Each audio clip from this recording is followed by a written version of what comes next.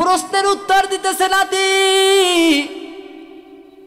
40 বছর ধরে বয়ান শুনি, 40 বছর হয়ে গেল বয়ান শোনার বয়স, আজ পর্যন্ত বয়ান ওই যে মাঠে বয়ান শুনছি এইখানেই রাইখে গেছি, এখান থেকে আর এই খালের এই পারে বয়ান আনি নাই। আর তুমি কয় দিনের মোল্লা হইছ, আজকে এই বয়ান বাড়িতে নিয়ে যাইতেছ, আজকে বয়ান কি করতেছ, বাড়িতে বয়ান নিয়ে যাইতেছ, কয় দিনের মোল্লা হইছ? তাইলে বিষয়টা যদি এমনই হয় তাইলে কেমনে হবে, সব শেষ। এই জন্য আমি বলছিলাম এটা দিলে একটা গিট্টু দিয়া কথাটা শুনতে হবে। ফামান যুহজিহা আনিন নার ওয়া উদখিলাল জান্নাতা ফাকাদ ফাজ। তাইলে 1 নাম্বার কাজ করতে হবে, আমার জীবনটা যেমনই চলতেছে, আমি যেমন জীবনটা যেভাবে চলতেছি, আজ থেকে একেবারে হার্ট ব্রেক দিলাম। কি ব্রেক? হার্ট ব্রেক দিলাম। আমার জীবন যেইভাবে চলতেছে, না না, আজকে বালিশের সাথে মাথাটা লাগাইয়া একটু মনে মনে ভাবি এই জীবনটা তো একদিন শেষ হয়ে যাবে, একদিন ওই মাইকে, মসজিদের মাইকে হঠাৎ এলান হয়ে যাবে। হযরত ওমর রাদিয়াল্লাহু তাআলা আনহু বলতেন, কুল্লা ইয়াউমিন ইয়াকালু মাতা ফুলান মাতা ফুলান।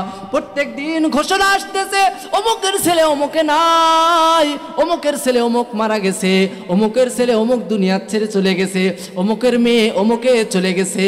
কুল্লা ইয়াউমিন ইয়াকালু মাতা ফুলান মাতা ফুলান ওয়াজাতা ইয়াউমিন ইউকালু মাতা ওমর।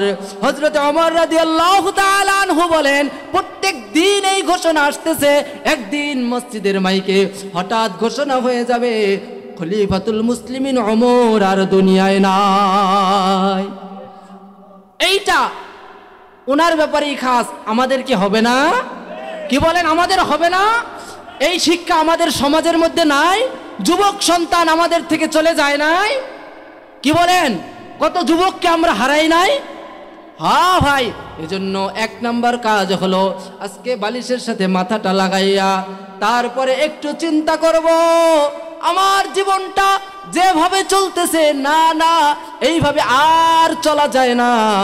আল্লাহ পাক আলহামদুলিল্লাহ আজ পর্যন্ত হায়াতটা আমার বাকি রাখছেন।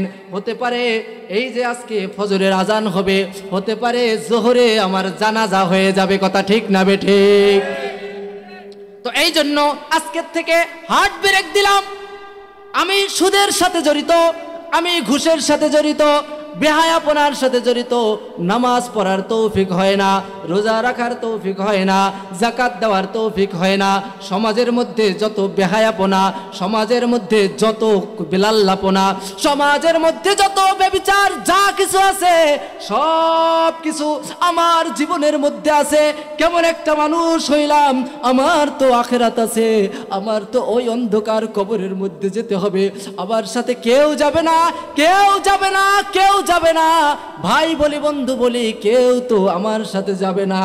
1 নাম্বার কাজ হবে বালিশের সাথে মাথাটা লাগাইয়া আজ থেকে হার্ট ব্রেক দিলাম, আর সামনে অগ্রসর হব না। আমি যেইটাকে মনে করি এটা গুনার কাজ, এইটা আমি আর সামনের দিকে করব না। যেইটাকে মনে করি নেকের কাজ, এইটা আমি আর ছাড়ব না। পারবো তো ইনশাআল্লাহ? কে কে পারবো? আল্লাহু আকবার। আল্লাহ পাক আমাদের সবাইকে তৌফিক দান করেন।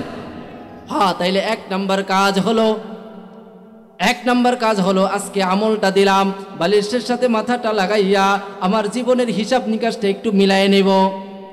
যদি আমার জীবনটা আল্লাহর দরবারে দাঁড়ানোর মতো উপযুক্ত হয় তাইলে আলহামদুলিল্লাহ।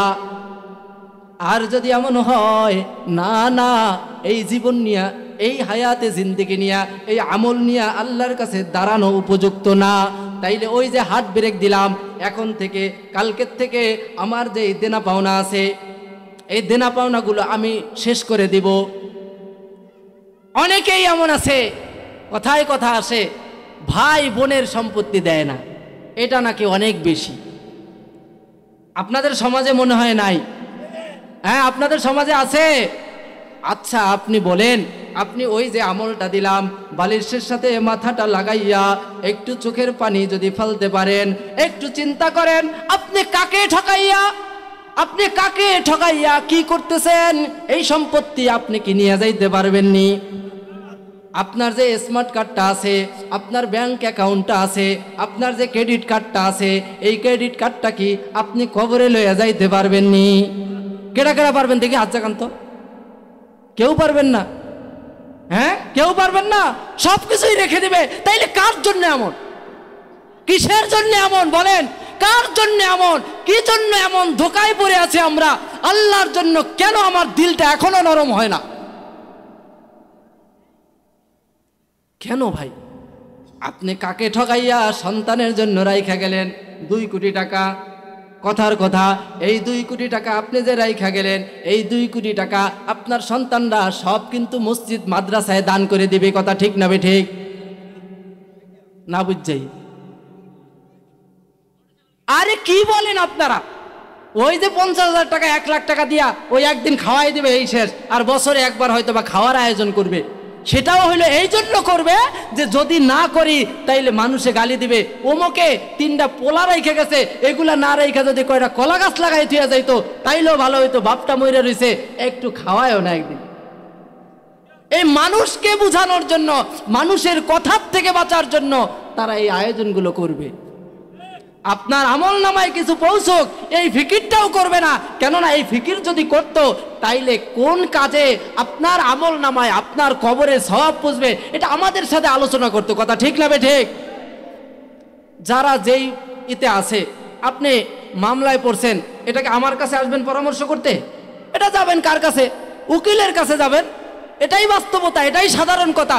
আপনি রোগ হয়েছে, আপনি ডাক্তারের কাছে যাবেন নাকি হুজুরের কাছে আসবেন? তাহলে আপনার বাবার কবরে সব পৌঁছা দরকার। এটার জন্য আপনি পরামর্শ ছাড়াই আপনি নিজে নিজেই ফতোয়া দিয়ে দিতেছেন। না, এটা তো ঠিক না। এমন কাজ করা উচিত যেটা হ্যাঁ আবাদুল আবাদের জন্য, দীর্ঘদিনের জন্য বাবার কবরে সব পৌঁছতে থাকবে। আমরা পারবো সবাই ইনশাআল্লাহ?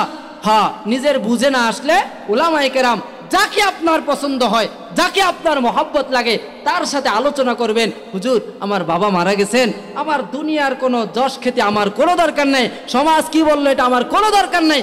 আমার দরকার হইল আমার বাবা কবরে চলে গেছেন, ওনার কবরে কিভাবে একটু বেশি ন্যাক পৌঁছাইতে পারি। হুজুর, আপনি একটু পরামর্শ দেন। হুজুর একটা ভালো পরামর্শ দিবেন, ওই পরামর্শ অনুযায়ী আমলটা করবেন। দেখবেন আপনার বাবার কবরে হ্যাঁ হইতে পারে এমন যে আপনাকে স্বপ্ন দেখাইবে যে বাবা মাশাআল্লাহ আমি অনেক ভালো আছি। কথা ঠিক না ঠিক? হ্যাঁ, ইখলাসের সাথে কাজ করবেন, দেখবেন আল্লাহ পাক অনেক আগাই দেবেন। যাই হোক, তাইলে 1 নম্বর কাজ হলো ফামান যুহজিহা আনিন নার ওয়া উদখিলাল জান্নাতা ফাকাদ ফাজ।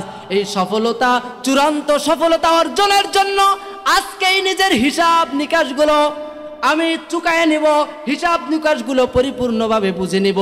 যদি মনে করি না না ঠিক আছে তাইলে তো এইভাবেই চলবে।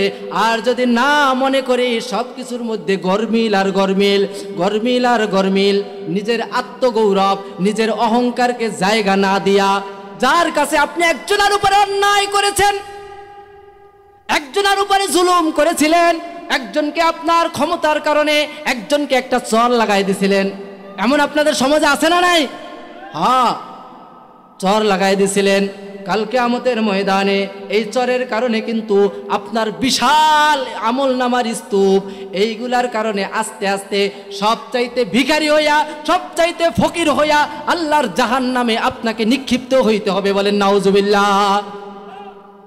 অনেক মানুষ এমন হবে, অনেক আমল নিয়ে, সওয়াবের বিশাল স্তূপ নিয়ে তারপরে রব্বুল আলামিনের দরবারে দাঁড়াবে। দাঁড়ানোর পর বিশাল নেকের স্তূপ দেখে অনেক বেশি খুশি হবে। তো বলবে, হ্যাঁ আলহামদুলিল্লাহ, আমার তো অনেক নেক, এত নেক, জান্নাত তো আমার নিশ্চিত। কিন্তু এখন অবস্থা পুরা উল্টে যাবে। হুজুর চলে আসছেন, অবস্থা পুরা উল্টে যাবে। একজনকে চর দিয়েছিল, একজনকে থাপ্পড় দিয়েছিল, একজনের উপরে জুলুম করেছিল, একজনের মাল আত্মসাৎ করেছিল। এই রকম করতে করতে করতে করতে কয় যার মাল আত্মসাৎ করেছিল তাকে এইটা দিয়ে দিছে, এরপরে তাকে 10টা নেক দিয়ে দিছে, অমুকরে 20টা নেক দিয়ে দিছে। এইরকম দিতে দিতে দিতে দিতে আর কিছুই নাই, তার আমল নামা পুরা খালি হয়ে গেছে। বলেন নাউজুবিল্লাহ। তো তাইলে এখন আমাদের করণীয় কি? আমার জীবনের হিসাবটা আমি একটু মিলাবো। মিলানোর পর যদি মনে হয় যে না হিসাব নিকাশ ক্লিয়ার আছে, তাইলে এইভাবে সামনে অগ্রসর হব। আর যদি মনে হয় না না হিসাব নিকাশ ক্লিয়ার নাই, তাইলে হিসাব নিকাশটা ক্লিয়ার করায় তারপর আমার সামনে অগ্রসর হব। আল্লাহ পাক আমাদের সবাইকে কথাগুলো